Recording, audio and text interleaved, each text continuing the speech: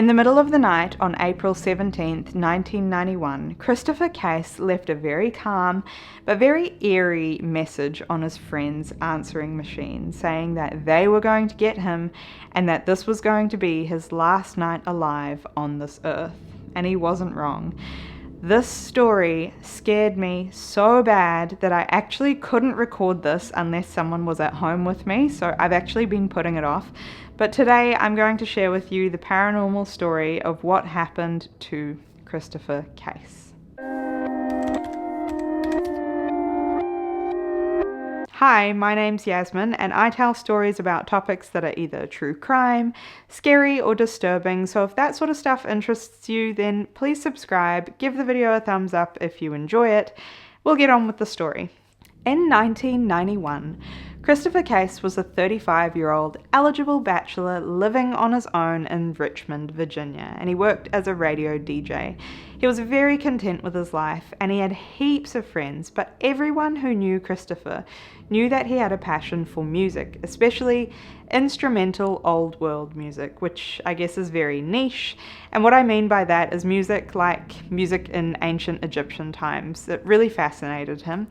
And in his work life, he was constantly surrounded by people. So after work, he really craved to be alone and spend some time listening to his music or even exercising. Christopher would go to the gym on most days. He was very into healthy eating and maintaining a healthy lifestyle in general. He didn't attend church or anything like that. He never had. He's always been an atheist, and he's never ever believed in anything paranormal. That same year, things started to change for Christopher. He got headhunted by a company called Muzak Holdings, which is based in Seattle, Washington, and he was made the director of programming. And of course, because of this new job, he had to move over to Seattle permanently, and he continued to live there on his own in an apartment, and he was very happy. This company is responsible for instrumental music that you hear in like elevators, hotel lobbies, and some shopping malls. I guess not really shopping malls anymore because they play mainstream music, but you know what I mean, like ambient background music. Within his first few months of working here, he had to travel to San Francisco, where they were having a big meeting that many of the company's executives were also attending. And as I mentioned, Christopher was very content with his life. He was perfectly happy being single, but at this conference, he met a very attractive woman. They started chatting to each other and they really seemed to click. One of the main things that they shared in common was the fact that they both loved old world music, which you can imagine must be kind of rare. The two of them had so much in common, and it didn't really matter to Christopher that she was at least 20 years older than him. Things seemed to be going very smoothly on a friendship level. The woman wanted to progress things further with Christopher, so she invited him to her apartment, but for one reason or another, Christopher politely declined because things were just moving a little bit faster than he'd like, and as I mentioned, he really enjoyed his alone time and wasn't willing to give it up so easily. But the woman didn't take no as an answer. She insisted that he comes over and they spend time together, which drove Christopher away even more. And she felt completely rejected, and her desperation turned into extreme anger, where she told him something really crazy. She told him that she was a witch and that she was going to curse him and that he would die in 7 days. Christopher, of course, didn't believe in any of this stuff, and he sort of thought, well, I'm glad I dodged a bullet. I didn't want to pursue a romantic relationship with someone so crazy.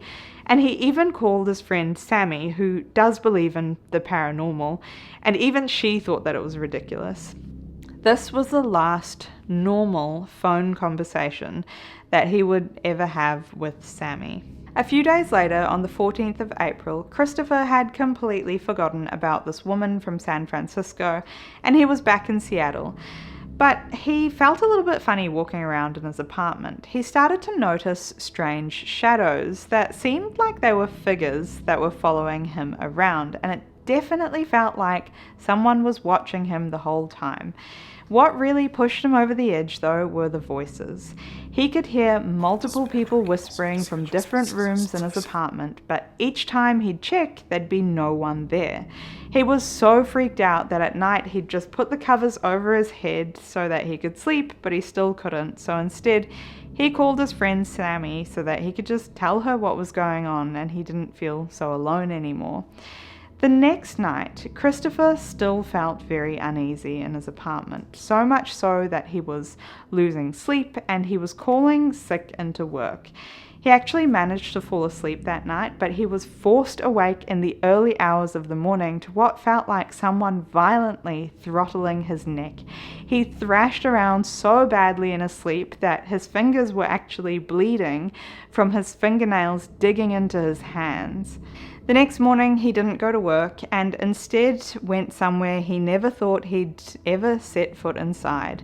It was a religious bookstore called Evangel, and he was really at a loss for what to do at this stage. He thought he was going crazy, and he just told the shopkeeper about what was happening and how to get rid of a curse that was causing a paranormal disturbance. The shopkeeper pointed him to some books and highly recommended purchasing a bunch of crucifixes to hang around in his house just in case in all the rooms. Christopher was desperate. It was ruining his life at this point, and he was going to follow every single bit of advice that the shopkeeper gave. So when he came home, he poured salt along the doorway thresholds and made little salt mounds flanking the ends of each entryway. And he diligently put all the crucifixes in the rooms, and he lit over 10 candles by the crucifixes in his apartment. Nothing he did helped, though. He ended up calling Sammy again that night, but again she didn't pick up, and he left a voice message on her answer phone saying that he was really freaking out this time and just didn't know what to do. The 17th of April was exactly 7 days after he last saw that lady from San Francisco. And on that night, he called Sammy one last time, which was the last time anyone would ever hear Christopher's voice again.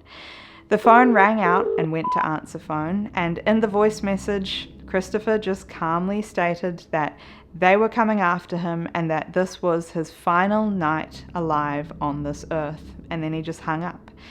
In the morning, Sammy heard the message, which prompted her to call the police and get a welfare check on his property, and police forcefully entered their way into Christopher's apartment, only to find Christopher fully clothed in a dry bathtub, deceased.